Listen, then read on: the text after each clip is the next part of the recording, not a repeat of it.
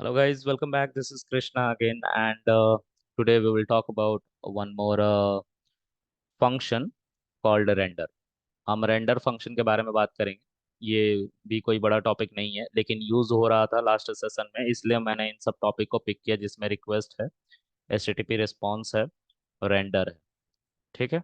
तो गाइज इसको देखते हैं कि एचटीटीपी सॉरी रेंडर हमारा क्या काम करता है। तो यहाँ पे हम इस चीज को देखेंगे।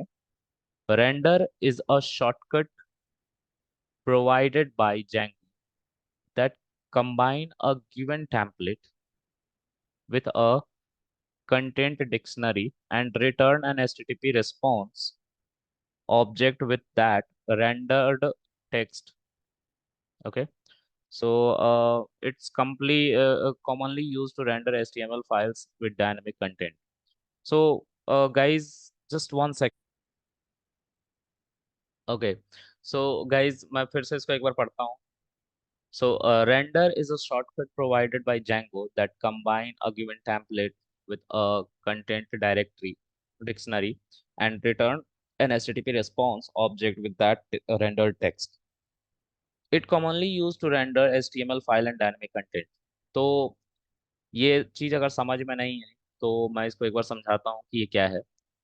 देखिए, आपके वेबसाइट में जहाँ पे आप व्यूज लिखते हैं, ठीक है, ये आपने अपना व्यूज लिखा, ठीक है।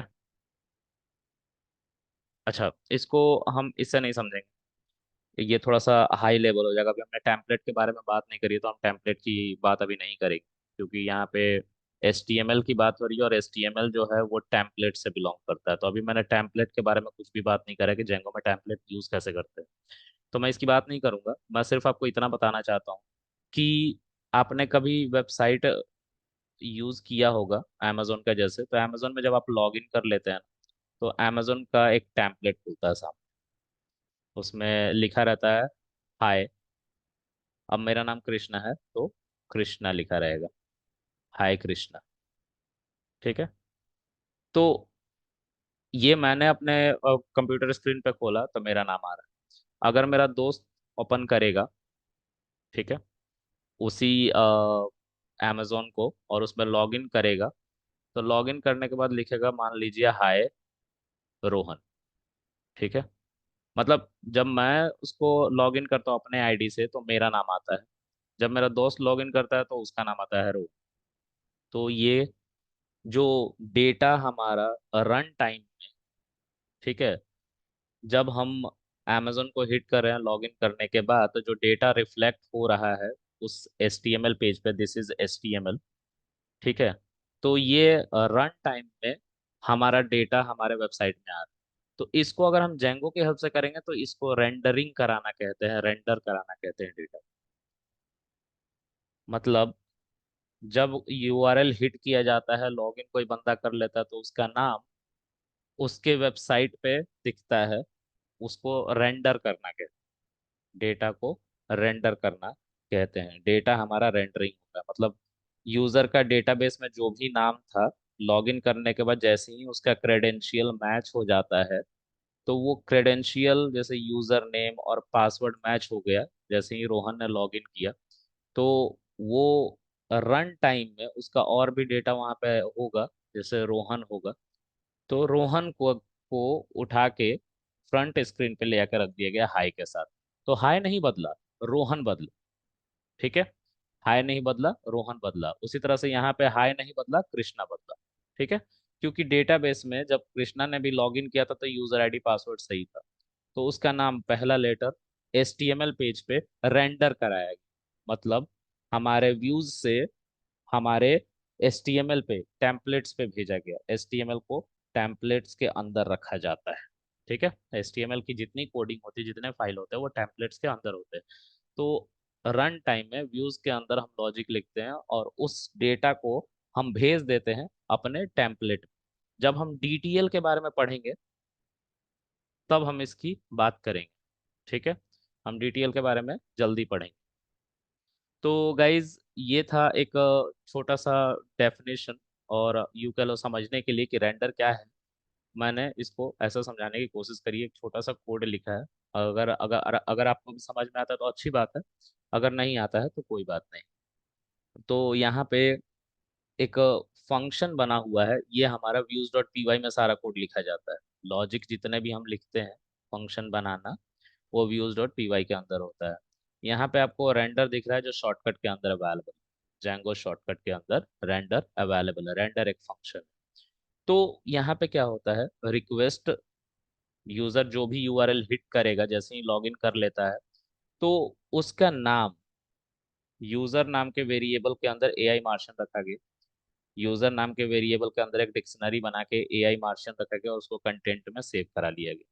अब इस कंटेंट को यहाँ पे रख के एचटीएमएल के पेज पे ले जाके छोड़ दिया गया। ठीक है। अब एचटीएमएल का पेज कैसा दिखेगा उसको देखते हैं। तो एचटीएमएल में यहाँ पे जब आप देखोगे तो यहाँ पे डबल करली ब्रैकेट के अंदर यूजर लिखा हुआ है। ठीक है।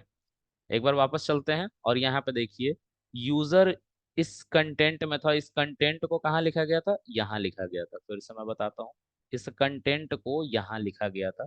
इसके अंदर एचटीएमएल का कोड है।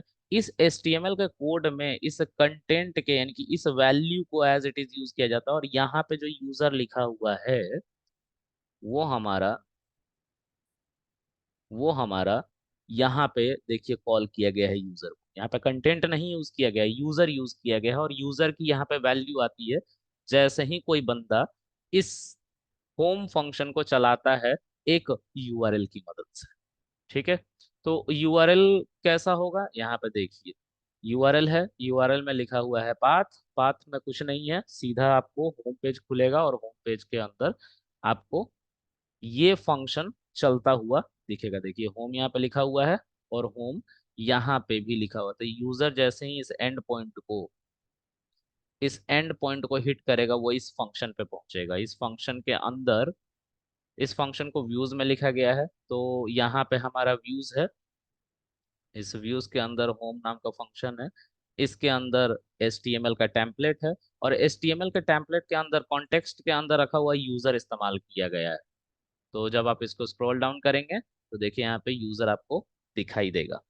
तो ये ओवरऑल सिनेरियो चल रहा है और इससे हम अपने वेबसाइट को रेंडर कर लेते हैं। हम उस पर डायनेमिक कंटेंट देख पाते हैं। हम और भी कंटेंट भेज सकते हैं, एक बार में एक से ज्यादा कंटेंट भेज सकते हैं। उसको हमें जेसन की जेसन की फॉर्म में, इसको जेसन भी कहते हैं लेकिन यहाँ पे हम डिक्शनरी शब्द का यूज करेंगे। डिक्शनरी की फॉर्म में भेजते हैं। जैसे मान लीजिए यूजर एआई मार्शन यहाँ पे लिखा हुआ है, तो अगर आप कुछ और लिखना चाहते हैं, लेट्स से एज लिखना चाहते हैं, तो इस कर्ली ब्रैकेट को हटा लेंगे, इस एज को ऐसे रखेंगे और यहाँ पे हम लिखेंगे अब मान लीजिए 28। ठीक है। I am sorry guys, let me erase this. 28। तो अगर अब आप इसको भी यूज करना चाहते हैं तो आपको कुछ नहीं करना। HTML में जाने के बाद, यहाँ पे HTML में जाने के बाद आप यहाँ पे भी इसको हटा देंगे। इसको हम हटा देंगे। यहाँ पे हम एक डबल कर्ली ब्रैकेट ऐसे करके देंगे और इसके अंदर हम लिख देंगे एज। ठीक है। और फिर इस तरह से ये वाला जो टैग ओपन हुआ है, इस टैग से हम इसको क्लोज कर देंगे। ठीक है। और रन करेंगे तो यहाँ पे यूजर में हमारा एआई, 1 सेकेंड, यूजर में हमारा क्या है, एआई मार्शियंस है और एज में हमारा 28 आ जाएगा। तो ये हमारा ओवरऑल सिनेरियो दिखाई देगा। तो ये किसकी हेल्प से हो रहा है, रेंडर की हेल्प से हो रहा है। रेंडर की हेल्प से रन टाइम में हम अपने डेटा को एक HTML पेज पे रेंडर कराते हैं, वहां पे दिखाते हैं। अब वो डेटा डेटाबेस से भी आ सकता है या फिर थोड़ी देर के लिए हम ऐसा एक फंक्शन, एक डिक्शनरी बना सकते हैं और उस डिक्शनरी में उसको डिफाइन कर सकते हैं। और इस डिक्शनरी को जेसन भी कहते हैं। जेसन और डिक्शनरी एक जैसी दिखती है। ठीक है।